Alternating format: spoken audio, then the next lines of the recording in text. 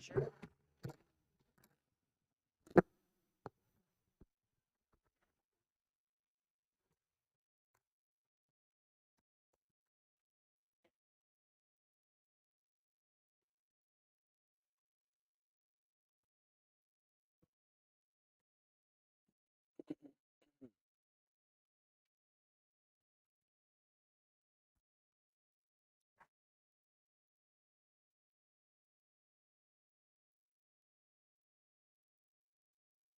You good?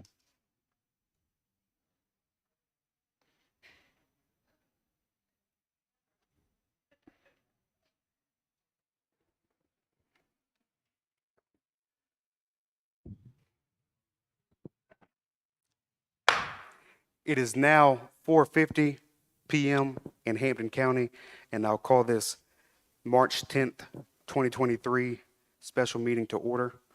Moving down to item 2, invocation and pledge of allegiance. 2.1, invocation. I'll ask if Councilwoman Welch, if she'll do the invocation, and if Councilman Darren Williams would do the pledge.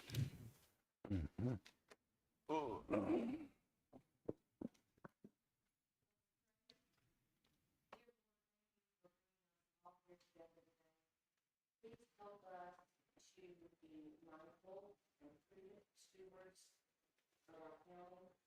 Please help us be responsible and always be focusing on what is the best for the entire county and for all of our citizens who live here. Please provide us what we need to move our county into a more positive and prosperous future. Please be Dr. Howard Works who continues to recover at home. And please be with Wilson, as he did not be in well today, and we want him back with us as soon as he can as well. In your name, we pray. Amen. Amen. I pledge allegiance To the flag of the United States of America and to the republic for which it stands, one nation, under God, indivisible, with liberty and justice for all. Thank you all. Moving down to item 3, approval of agenda. 3.1, Hampton County Council, March 10th, 2023 special meeting agenda. What is the pleasure of council? So move. Okay, we have a motion and a second to approve the agenda. All in favor, let it be known by raising your right hand. All opposed, likewise, ayes have it. Moving down to item 4, presentations. 4.1, Ms. Blakely Williams from Dominion Energy regarding IIJA grant application. Good afternoon, Mr. Chair, Council. Thank you so much for having us today. I know this is Friday afternoon special meeting.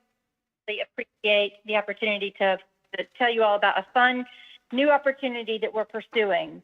This is a federal grant application that we believe will improve grid reliability, resiliency, and contribute positively to state, regional, and local economic development and energy plans now and in the future. With me today is Kelvin Rogers, an engineer and manager of our transmission distribution section, and I want to invite Kelvin, if he could, to give you an overview of our grant application and to tell you the benefits for Hampton County. Thanks, Blakely. Hello, everyone. I'd like to share my screen with you. Do y'all have a way of seeing my screen? I'm going to put it up there and see if you guys can see this okay. Let me know if y'all have got that and if y'all can hear me okay. Yeah. Yes. Okay, great.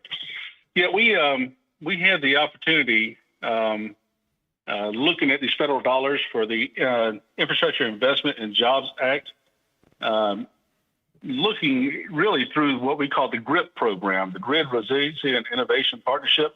When this first came to our team and we were learning what the IIJA program was all about and the federal funds that we could look at using on our system, quickly what came to our mind is the area down there at Hampton and Allendale counties. Looking at that, we've had some economic development opportunities in the past down that area. We have a transmission line.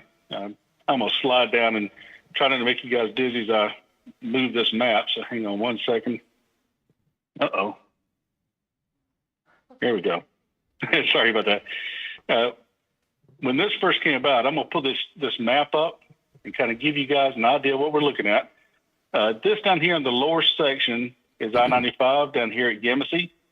And we have a transmission line that runs from Yemassee to Varnville, through Hampton, and up to Fairfax. That line came to mind. That's a 115 kV line. That's 70 years old. It's an older line. It's about 30 miles. And we've had some economic development opportunities in that area in the past that we've missed out on because of the time it would take to rebuild that line in order to have the capacity for the customer looking at that project. And that's typically the way we've done business in the past. We get a project in, we look at what system improvements need to be done. And that's what we build into the scope of work to have that, to be able to get that customer. And with this, we look at that, and that's an old wood construction. You guys have probably seen this 115 kV line that parallels the highway down the Yemassee Highway. This line is old wood construction. H-frame is what we call it. We've maintained it over the years, even though it's 70 years old. We've done a lot of work on that line in the past. Cross arms, X braces, things like that, changing up poles. But that line came to mind because that's been a limiting factor on attracting new business to that area. And so we saw this and saw the opportunity that we could rebuild that 30 mil transmission line with federal funds supporting 50% of that project. And what that allows us to do is go from an availability of 10 to 12 megawatts on that section of the line to about 80 megawatts, which is about the size of the largest customer on our system that we could put in the area. So we're excited about that.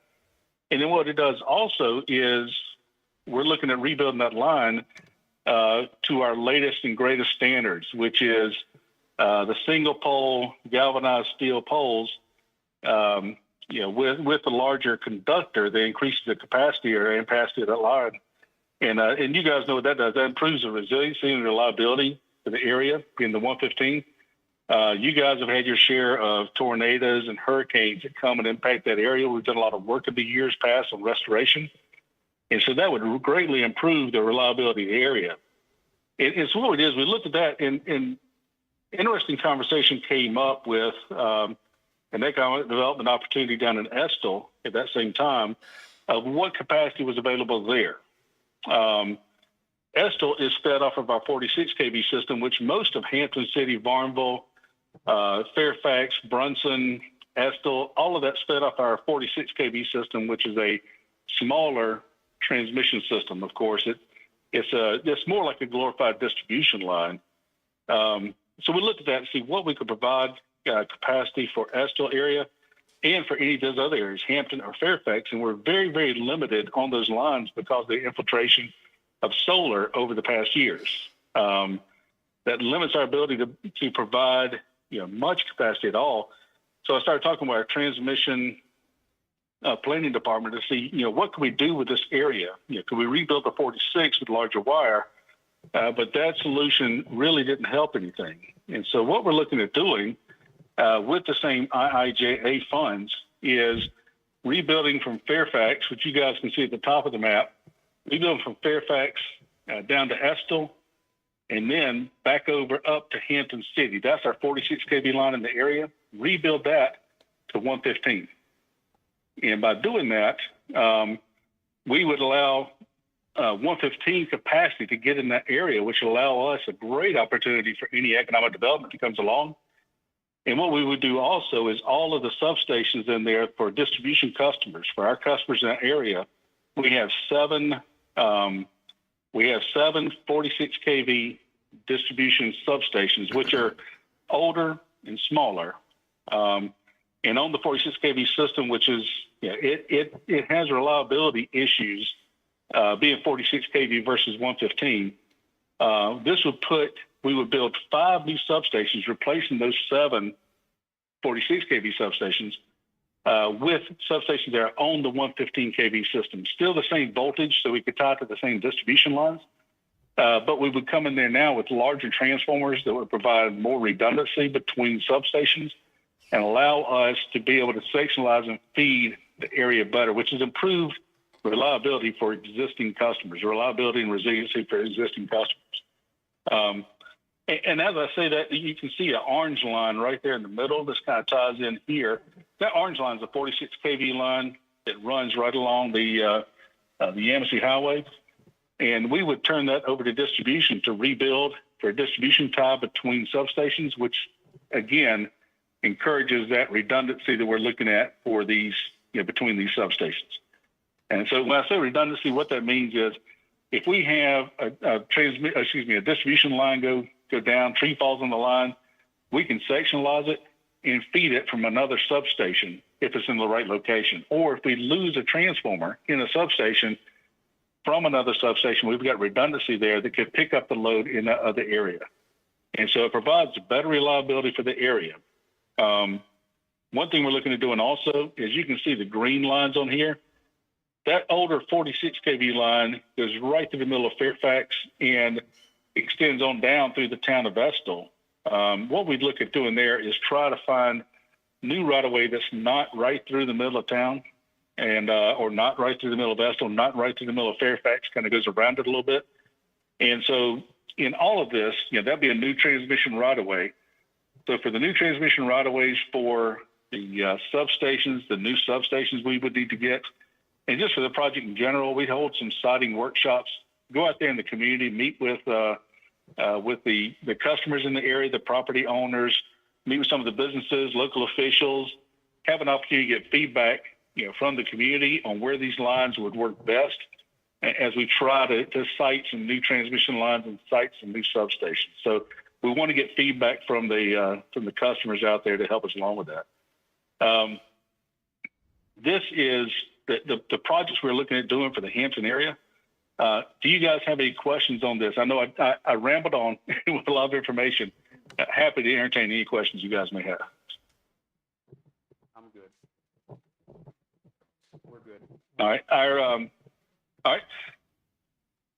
Yeah, this in addition, there is some work we're doing in Charleston for raising switch houses or control houses within existing substations for flooding that may occur if we have a hurricane category 3, 4, or 5 hit at the wrong place and we get some flooding. So we're elevating those control houses. That's part of this project also. The total project cost of this is $132 million. And so it's a lot of money. It's a lot of investment that we look at doing in the area. We're excited about it out there. We're doing a good work on it. It's taking a lot of our time, energy, and effort just to get the concept paper out. We sent the concept paper in and we had no issues with our paper. Everything came back in good order. I can tell you that's the only one that Dominion Energy, not just Dominion Energy South Carolina, but only one that Dominion Energy with Dominion Energy Virginia had came back without any discrepancies, any concerns, any questions, any follow-up or anything like that. So we feel like we've got a good shot, feel like we got good projects here, and excited about the opportunity to maybe be able to get out there and work in the community and build this up. This would be over a 5-year period of time, starting in 2024. We're expecting to file the application in April. We filed the conception paper back in the end of the year and got it back here recently. And that the concept paper came back in and everything looked good on it. They encouraged us to file the application. So we're moving forward now with the application to file in April. And we expect to hear back mid to late summer whether the project's been awarded to us or not. And if it has, we would look at starting some engineering activities, this year, but look at, full engineering, procurement and construction starting in 24. And this project, you can tell it's a fairly large project. This project would take 5 years to get this done for all the work we've got to do. The action item that we want you all to consider tonight is to issue a letter of support for our grant application. In summary, this will harden our grid for a reliable future and promote and increase economic opportunities for Hampton County. We'd love to answer more questions that you might have, but we would also like to walk away knowing that we would have your support for this project and that we could get a letter for our file.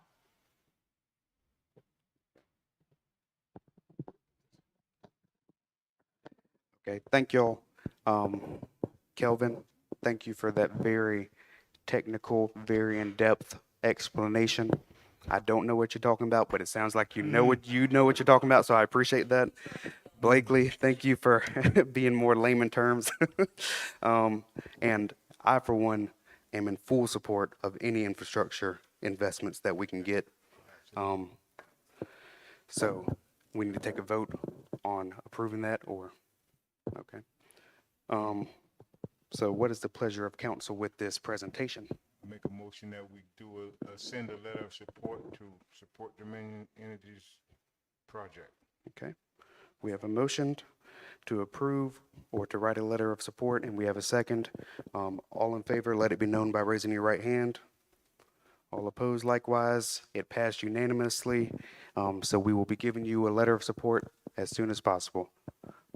Thank you, friends. And, Mr.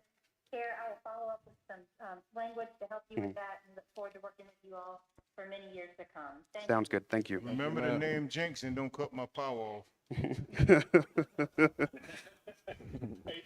you guys. I appreciate the time and thank you for your support. Thank you very Of course. much. Thank you. All right. Moving down to item 5, council briefings. 5.1, chairman's update. We had somebody come in, if she is still here, Miss Linda Kelly. We had her come in and say she noticed that we don't have public comment, and she was correct. So I'm going to give you some time during my line item to speak.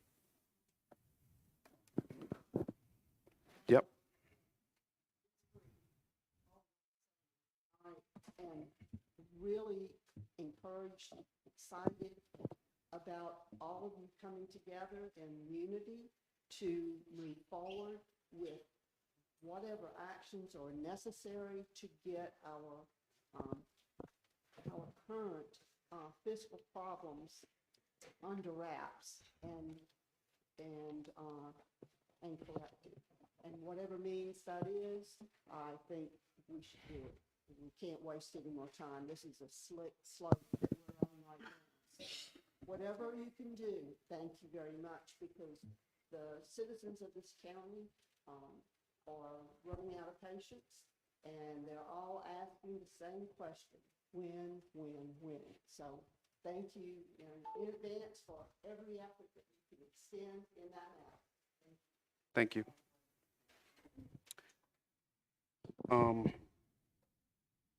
Does council have any updates? Other than the Rule Summit, and I'll be here all night trying to explain everything they gave us in the Rule Summit, but just know, I guess this would be for the administrative staff, grant writers and everything. There was probably 300 people at this Rule Summit, and it was basically informing us that there are monies out there to support basically whatever is going on in this state. And it's been so many times they put it out there and cities and counties don't ask. If you don't ask, you won't receive. So that's a big thing I could bring back to you guys, that we will be asking, and they'll probably tell us to stop asking. Okay, thank you.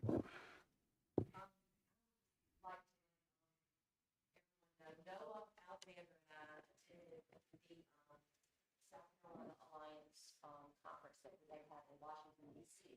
on Tuesday and Wednesday this past week.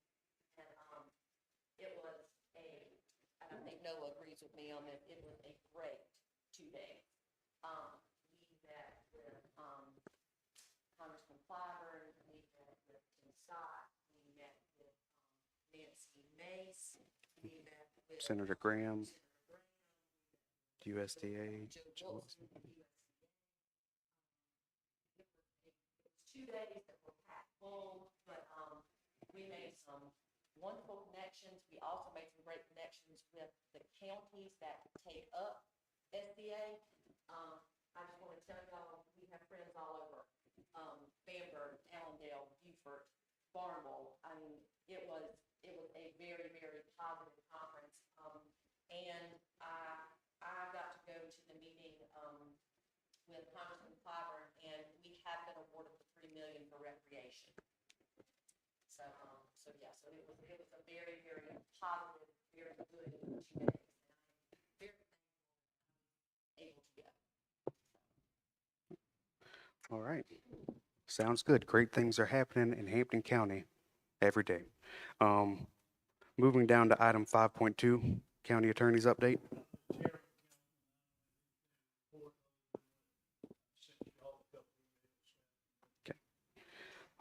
5.3, Clerk's Update.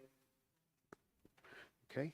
Moving down to item 5.4, discussion and possible action regarding amended state-issued certificate of franchise authority to provide cable or video service in Hampton County, South Carolina for Spectrum Southeast LLC. And what is the pleasure of council on this, or any discussion?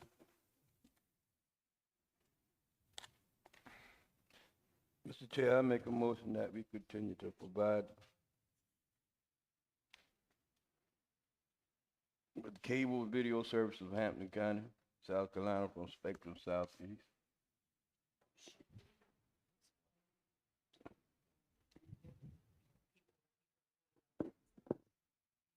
Sure, Yeah, are you sure?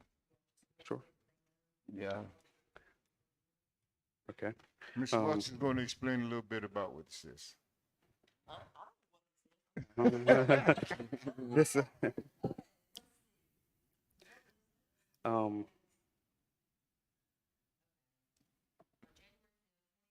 Spectrum Southeast LLC filed an application with this office, Secretary of State.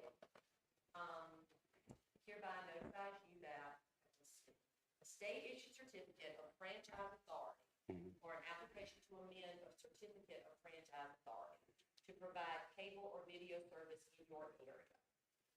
Attached is a copy of the application with a description of the areas to be served. So that's what this is about, and you just have to send this, get it completed, and send it to, the Secretary of State to let them know that we are going to continue with this. Areas, Yeah, I don't think I missed anything. areas. Oh, the Hampton areas, County. let's see, the municipalities are listed on the back, Marlboro County, Hampton County, Town of Winsboro, Allendale County, Town of Sycamore, Town of Smyrna, Town of Atlanta, Town of Ulmer, Town of Fairfax, City of Denmark, and Baltimore County. So that's what this is concerning. Okay. So we have a motion on the table still to accept and approve this. Is there a second? Second. And we have a second. All in favor, let it be known by raising your right hand. All opposed, likewise, ayes have it. Moving down to item 5.5, action on the Hampton County Council 2023-2024 budget calendar. Ooh.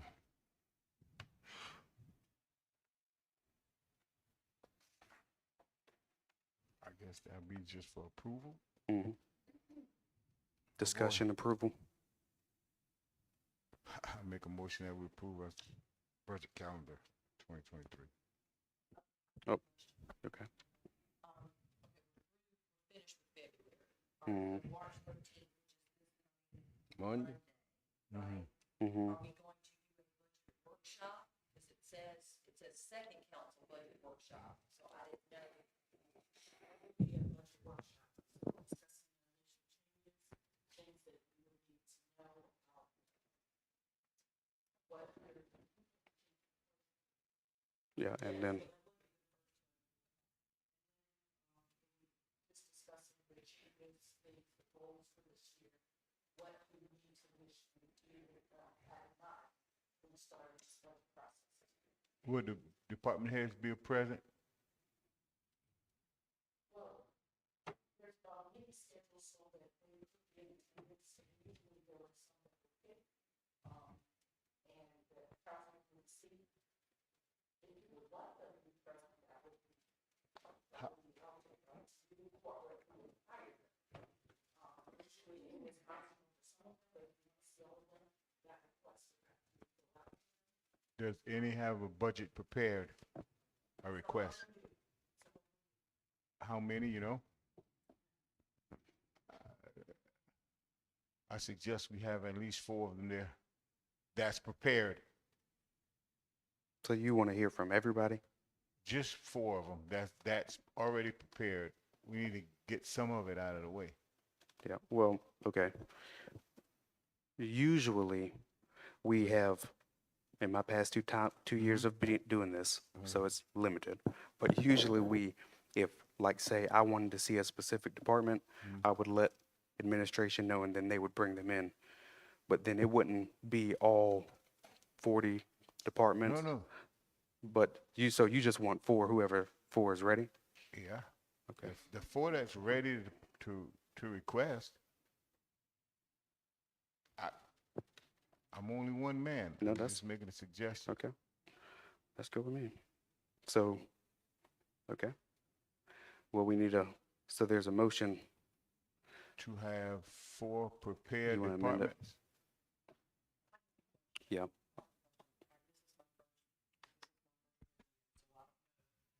Mhm. How does this work with the budget, like with the first meeting? What is discussed? How does that normally work? So with the first meeting, so I will tell you what the goals are, okay? What we'll talk about village, any changes, any additions, anything that you want to do differently, brings anything that you want. And also, there's some things that we have concerns like school district.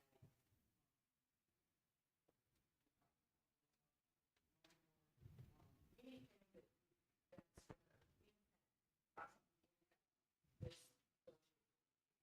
and then there's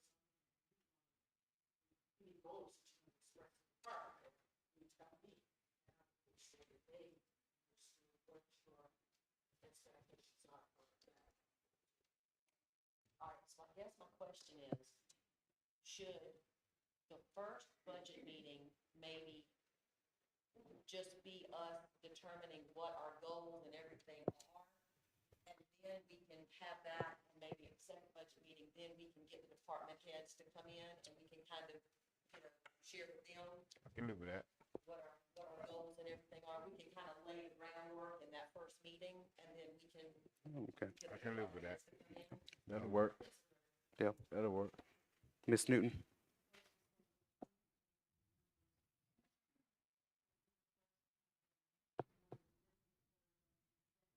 Right, and so on and so forth.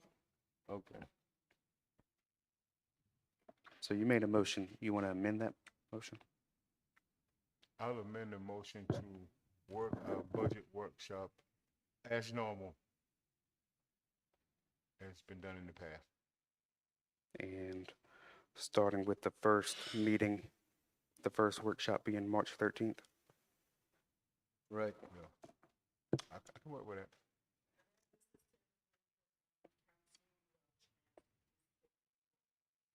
I can work with it.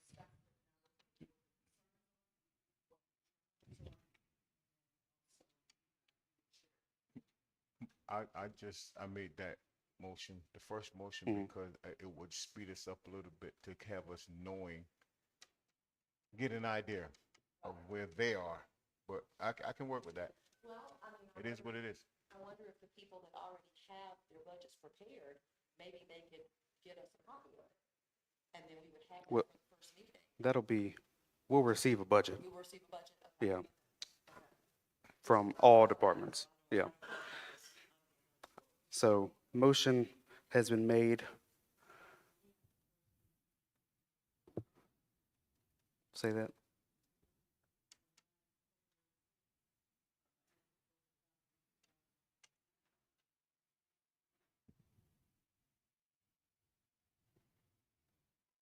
Okay.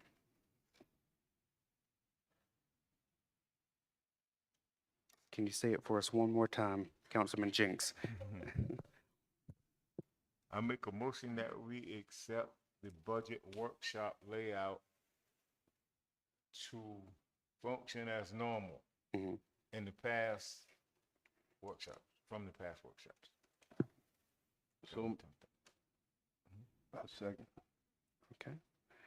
We have a motion to approve the budget calendar, starting with the first session on the 13th and having the adopted date of the budget being today, March 10th. And we have a second on that. All in favor, let it be known by raising your right hand. All opposed, likewise, ayes have it. Okay. Moving down to item 6, reports to council. 6.1, administrators report.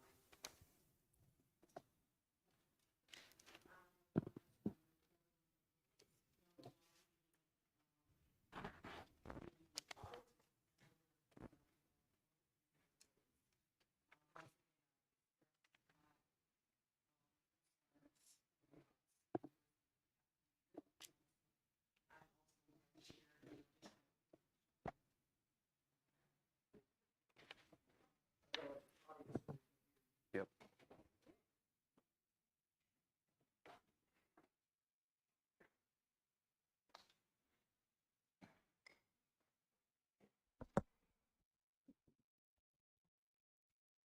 Information has been continually provided to council, council on updates, but also that's been provided to the audit firm. One of the concerns was the number of completed items. I have expressed and also physically shown some council members that what is checked as completed does not mean fulfilled. So there was a false sense of things not being sent to the audit firm. So as of right now, they had 23.29% completed, 16.44% saying fulfilled. That means sent to them. But that does not include items that the information was sent. Additional information has been asked. So what I'm going to do is I am going to give you the line items that I have sent information for this week, so you can know that what I have actually touched as far as this. The line item numbers are, and they're not in any particular order, it's just the order that I sent them.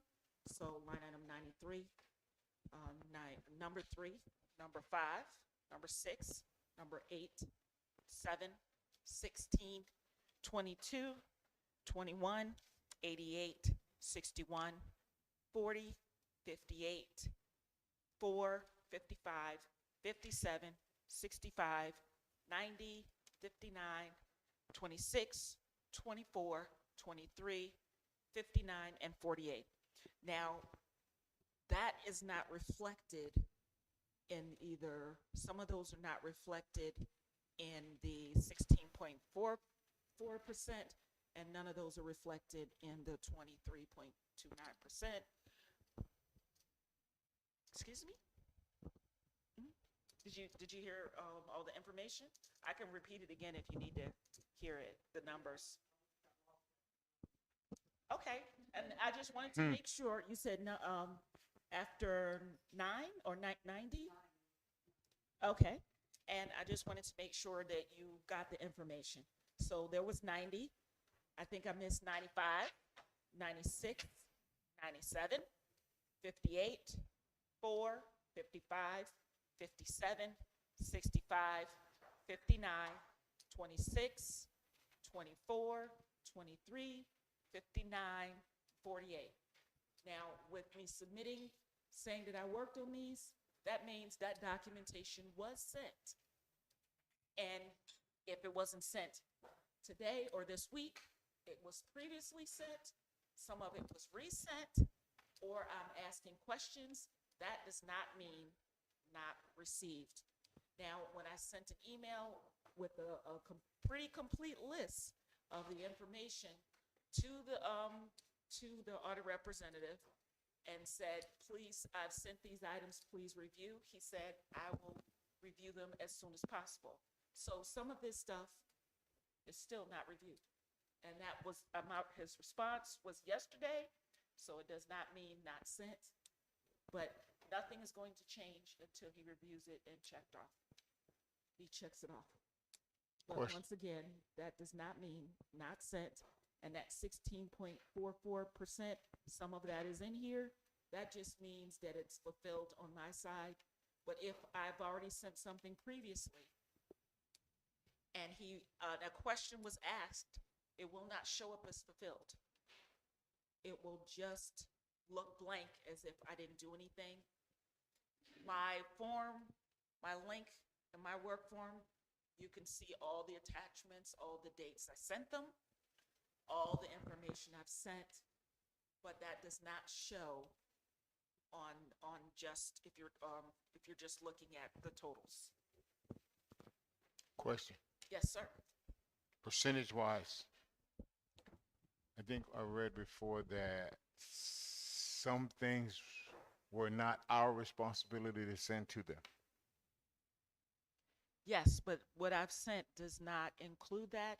What I've sent is the things that we have to do.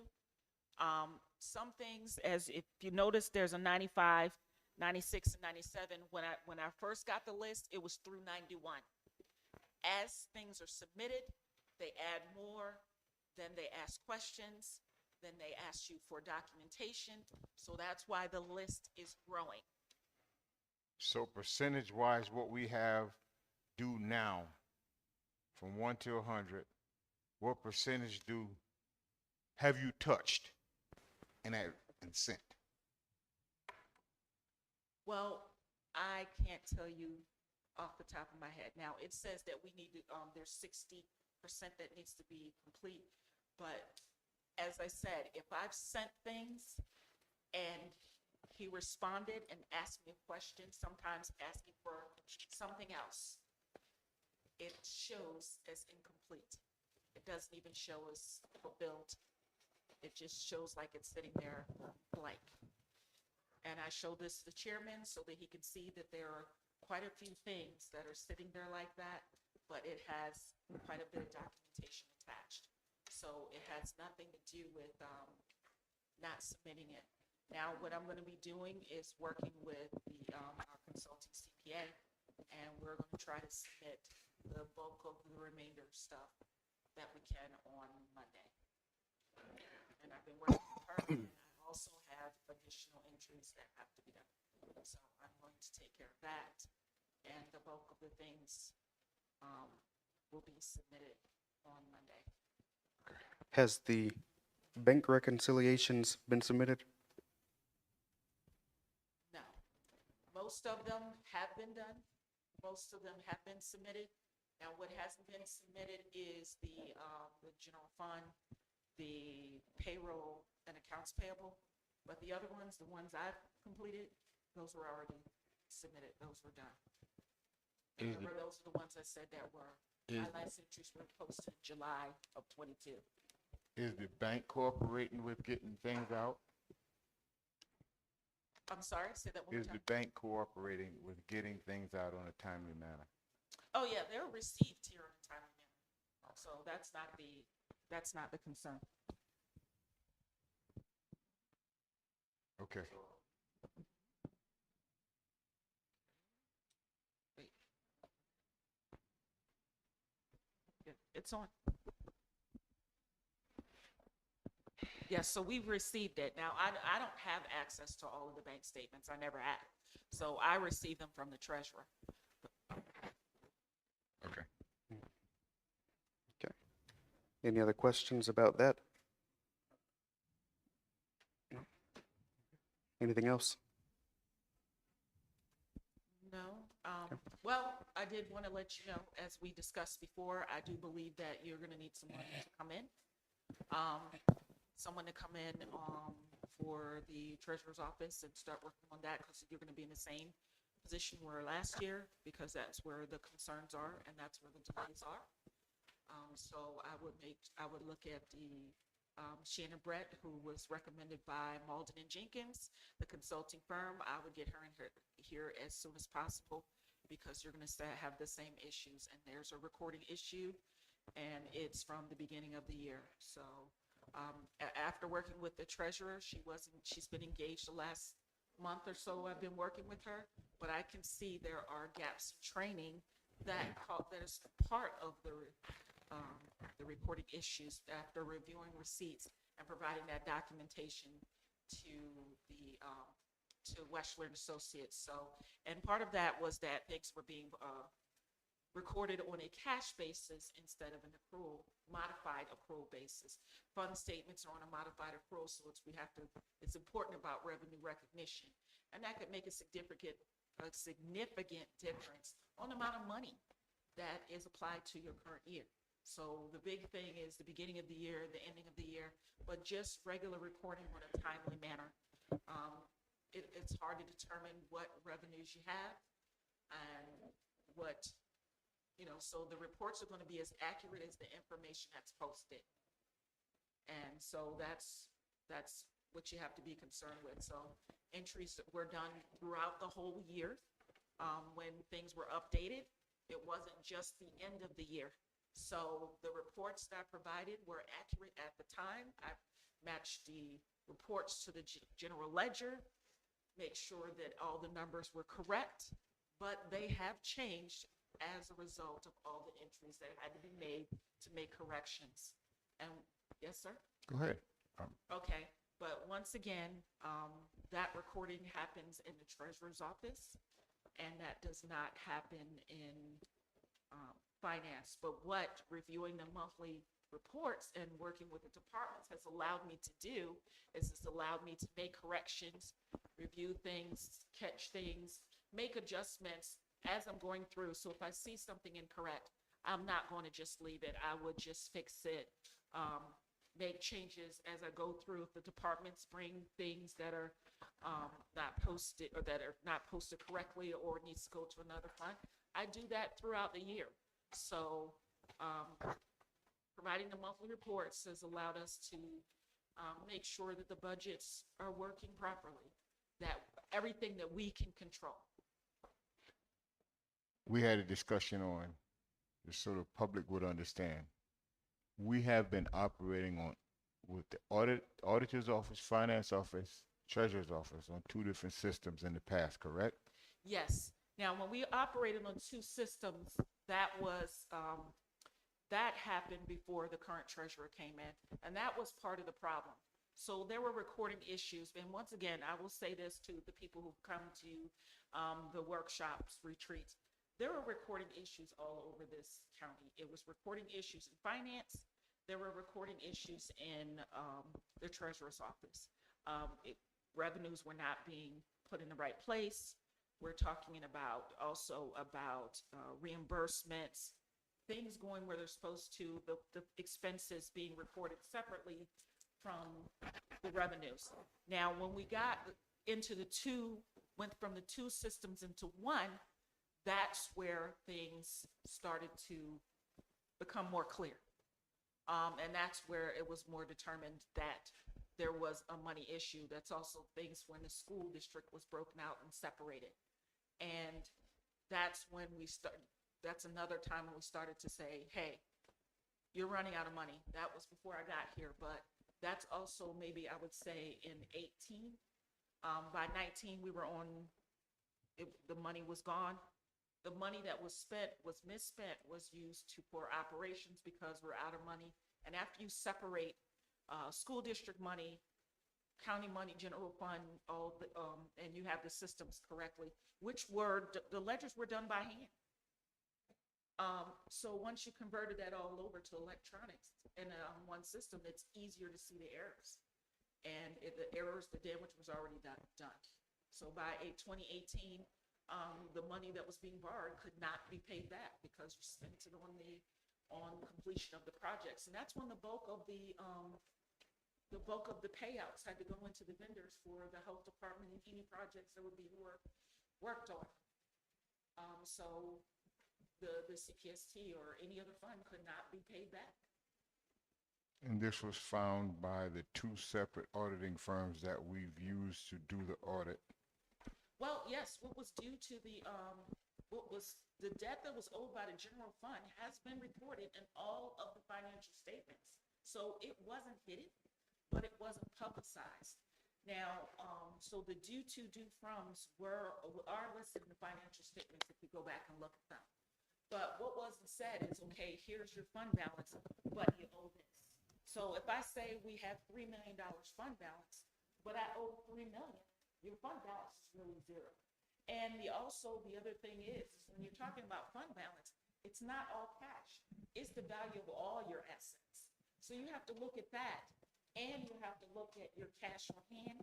Then, on top of that, restricted funds are restricted. You cannot count that as a part of your cash flow. You have to count that separately. So when you're looking at reserves in your cash flow and operating, it should be general fund. Here's another thing that I want you to take into consideration. When I got here and I had to do a report on the CPST, the reports that I had were wrong. The report said that the CPST, National Capital Project Sales Tax, owed the general fund $3 million. It was $3 million the other way. So basically, it was $6 million wrong, if you look at it. So it says the general fund was owed $3 million. All those reports were incorrect. So you couldn't get a clear picture of what was going on because those reports were not right. So what was being reported to council, what was being reported out, it just wasn't correct. And it wasn't until research and the flags were raised and concerns were raised that by the public that we went through and found not only that they were incorrect, but a lot more money was spent than expected for some of these projects. They cost. Going back to the audit, just for kind of a timeline, so when did we initially start the process of this audit? What month? August, September, October? It was July. Lisa Weschler was brought in July to start helping and clean up work, and it just didn't move very quickly. Right. And when it comes down to that audit work, all the entries, all the responses, everything came from me. It didn't come from anywhere else. So if there were anything that needed to be corrected, any entries that needed to be posted, any research, anything, I've done it all, no matter which department it was for. Okay. Next question, timeline. At what point did we realize that stuff wasn't being input and we needed to, on our end, start putting that in? Well, I brought it to council's attention in August. I said we were going to have problems. It was concerns. Concerns were raised, and that's why Lisa was brought in so early. But, there's only so much one person can do. And then it was with the reconciliations not being done, that's the part I also had to take on and start making sure things got done. Okay. And December 31st is when the audit is supposed to be completed and submitted. Yes. And so now it's March 10th. And when do we expect it to be done? A rough timeline. Well, once they start getting into everything, it should be 3 weeks. As I said, the bulk of everything will be submitted by Monday. And as soon as they start looking at it, but they also are going to have to start looking at it. Okay. But I have continually submitted things from the beginning. Okay. Thank you. Do we know what the funds are that they're holding? Oh, well, any state funds, just the state funds. So we don't have a Can you total. name a few? Can you name a few? Aid to subdivision, we're talking about this one's for ATC, right, for projects, but any of our quarterly funds that we received, accommodations, any supplements, anything that we receive from the state quarterly, if they have any payments, that's done. Well, I will say this though, one thing that we've actually been able to do, and this is not an excuse, I'm not making that, is that we have still continually paid vendors, paid bills. Payroll is been done. We are going to make the next payroll, even though we haven't received funds since January. But of course, I mean, I wanted the audit done. I'm invested too because it shows what I've been able to accomplish. So that's why I've been doing all the work. Okay. Any more questions? Thank you. All right. Thank you. Thank you. Moving down to Item 7, executive session. 7.1, personnel matter regarding resignation and administration. 7.2, personnel matter regarding legal advice. 7.3, contractual matter regarding proposed contractual agreements. And then 7.4, Southern Carolina Alliance regarding economic development update. Mr. Danny Black. What is the pleasure of council? So move. We have a motion to go into executive session. Is there a second? Second. We have a second. All in favor, let it be known by raising your right hand. All opposed likewise. We consider ourselves in executive